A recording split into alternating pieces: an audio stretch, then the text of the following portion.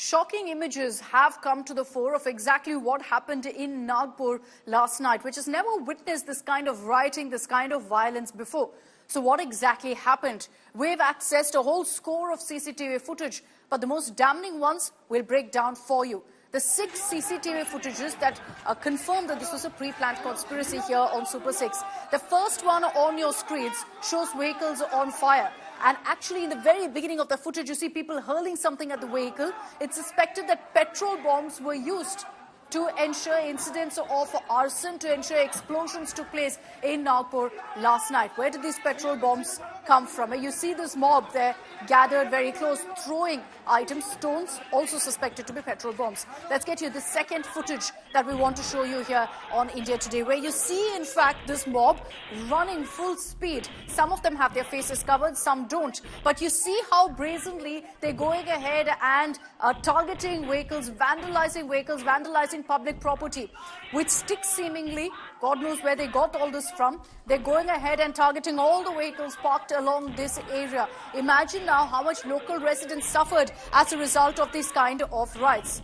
Third CCTV footage that we'd like to show you here on India Today shows how brazenly cops were attacked. Even police officials weren't spared. Senior officers were all seen wounded. 4 DCPs injured. In all, over 30 cops have been injured as a result of pelting.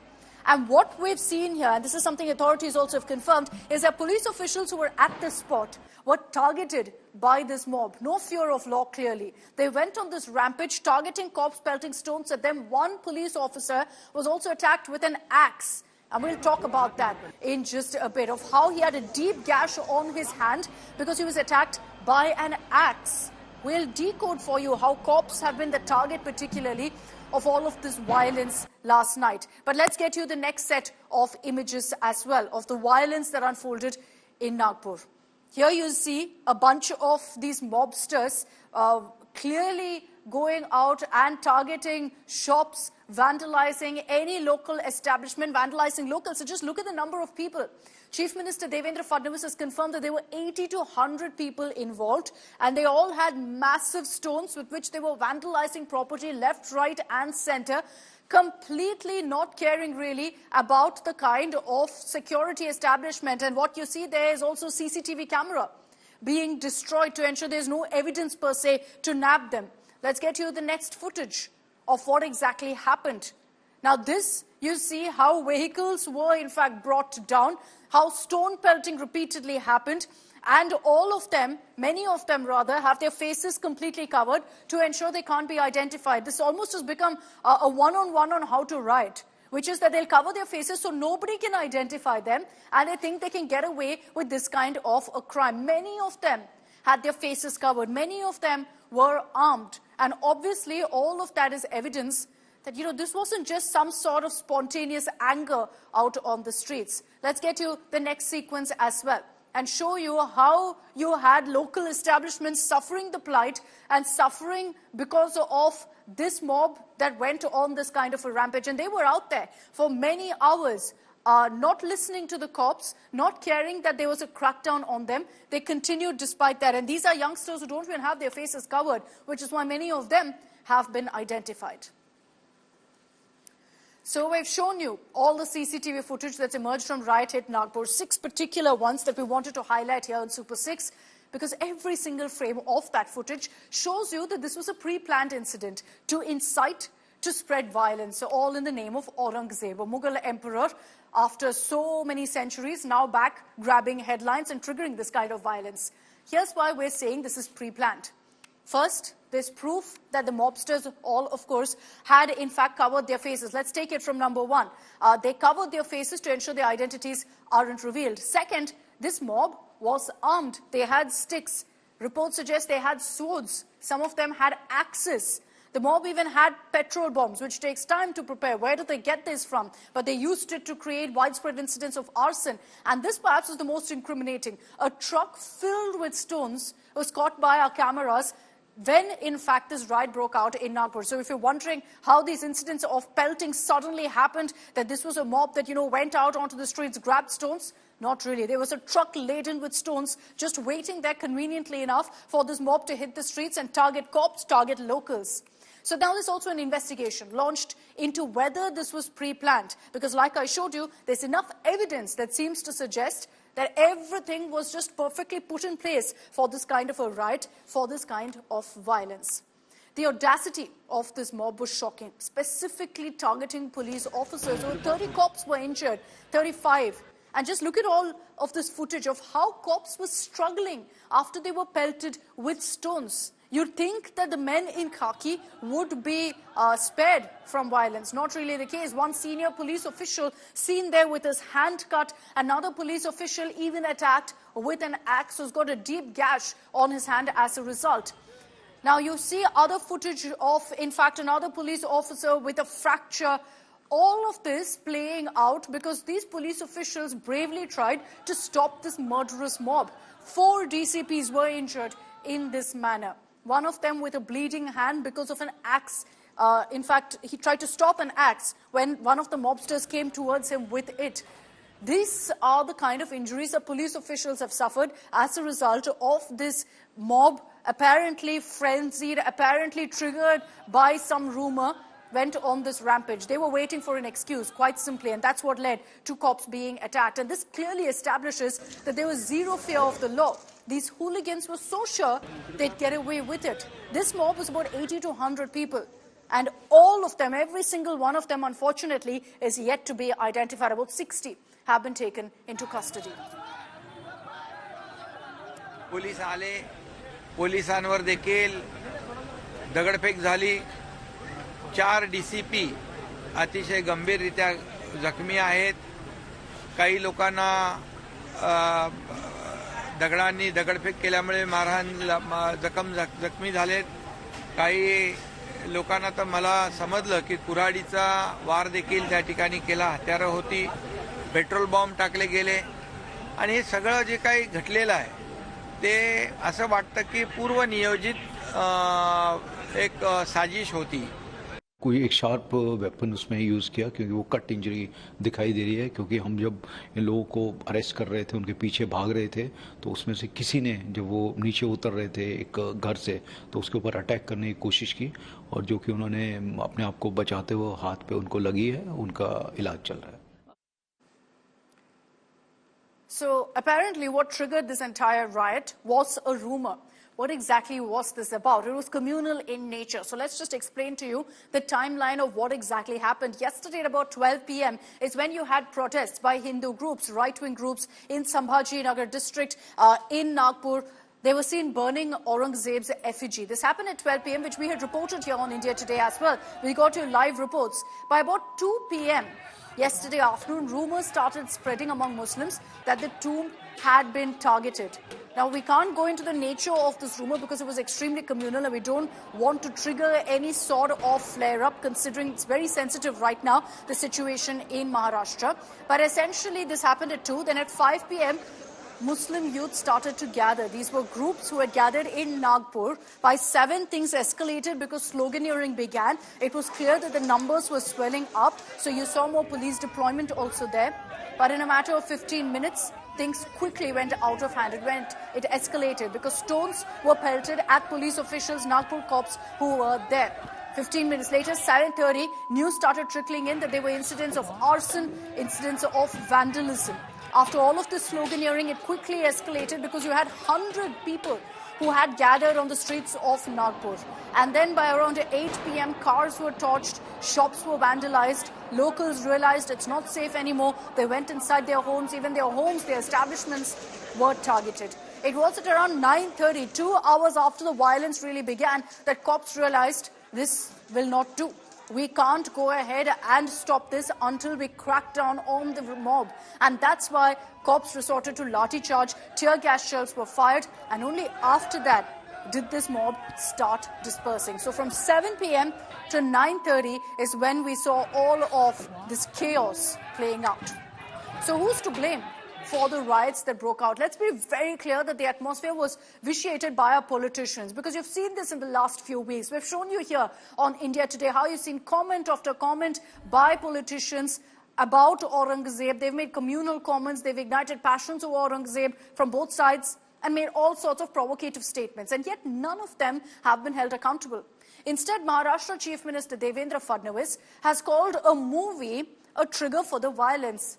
That's right. Imagine this. In the Maharashtra Assembly, the Chief Minister has blamed the Chava movie for what's happening. Not one comment really about any of the netas who spewed venom using the movie.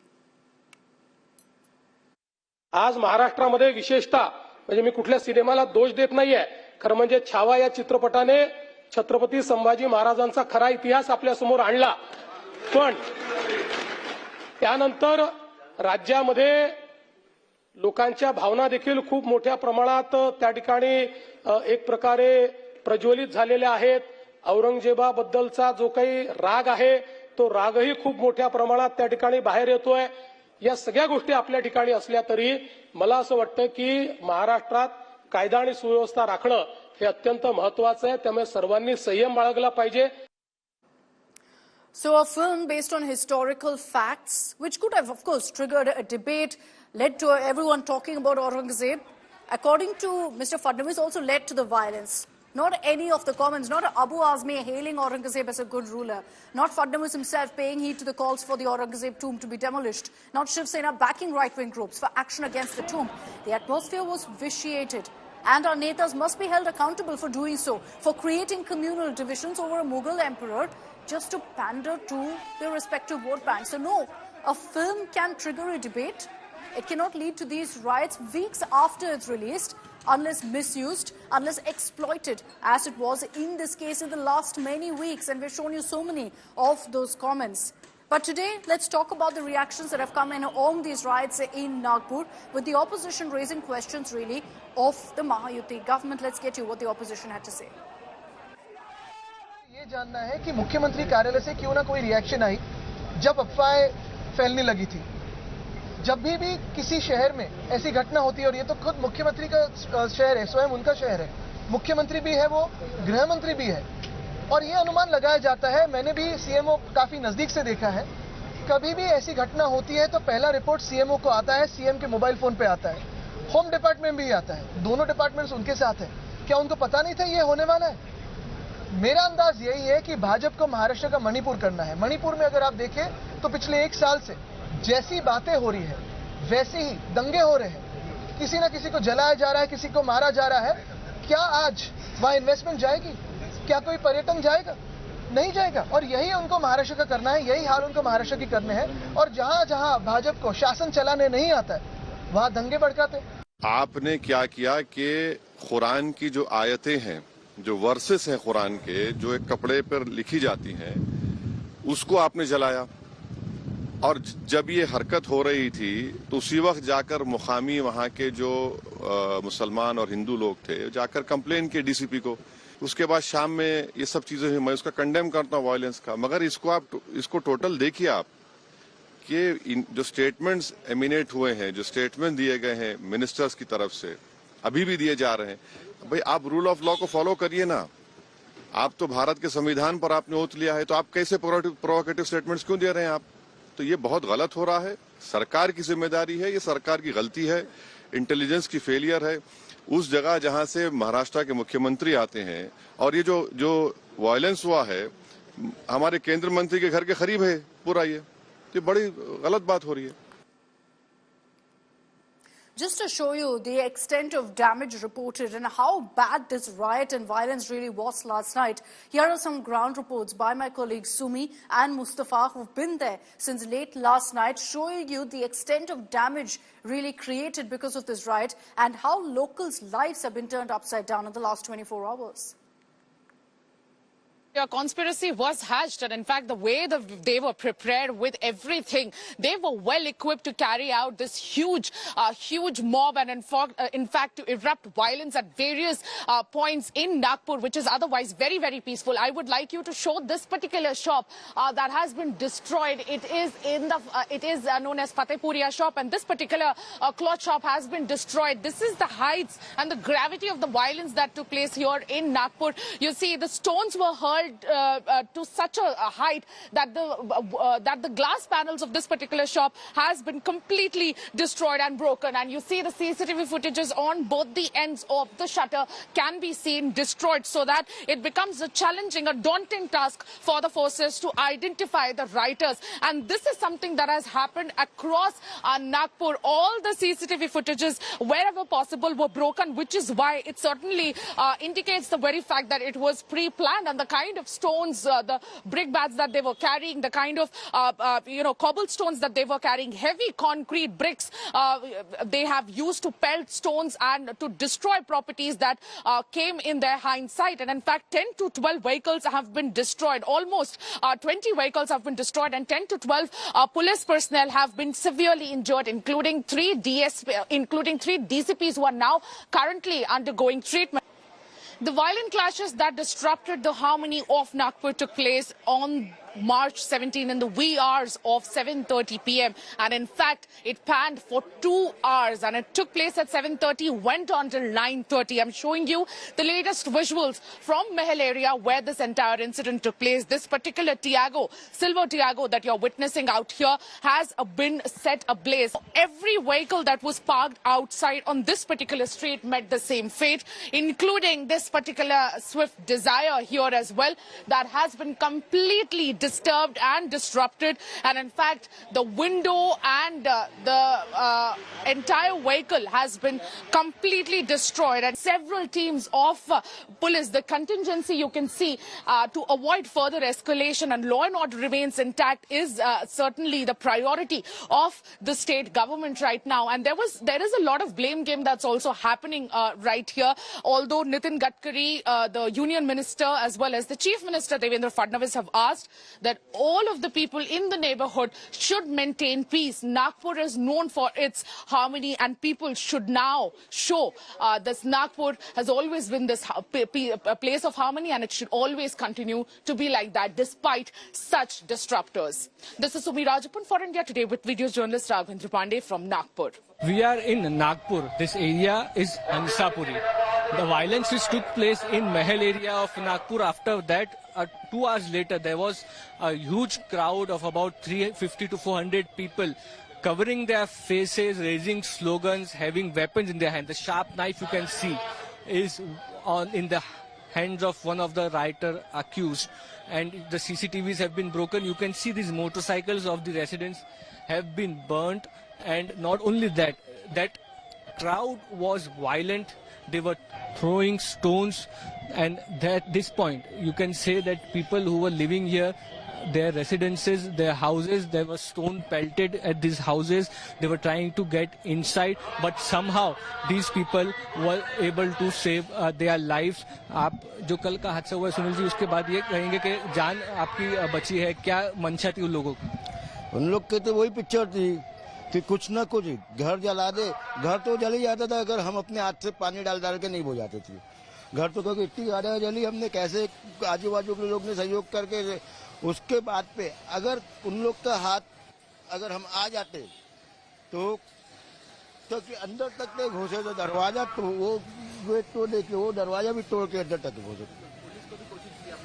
हमने तो जैसे तैसे अंदर जाके दरवाजा बंद करके अंदर हो गए, लेकिन फिर भी हम नहीं हाथ पे आए तो इनका गाड़ियों का सत्यानाश कर दिए। हम हाथ पे आते तो हमारा कर देते, पिक्चर खत्म। यहीं and you can see it across. This is one house across. Also, there are mobile videos which have come forward. So the crowd which was there turned violent, tried to break this the door of this house. The door of the house is broken, and the entire vicinity is somewhere you can say that they are scared. They are asking a lot of questions, and they are saying that what happened yesterday they had not